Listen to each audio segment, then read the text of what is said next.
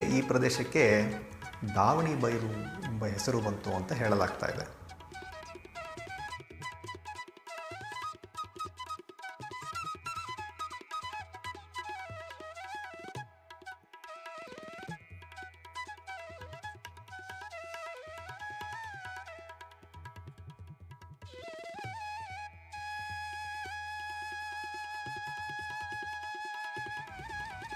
ಈ ಕಪಿಲೇಶ್ವರ ದೇವಸ್ಥಾನವನ್ನು ಗ್ರಾನೈಟ್ ಕಲ್ಲಿನಿಂದ ನಿರ್ಮಾಣ ಮಾಡಲಾಗಿದೆ.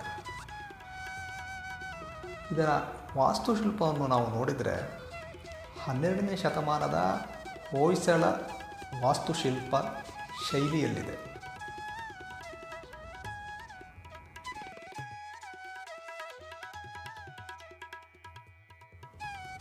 ಈ ದೇವಸ್ಥಾನದ ವಿನ್ಯಾಸವನ್ನು ನಾವು ಗಮನಿಸಿದರೆ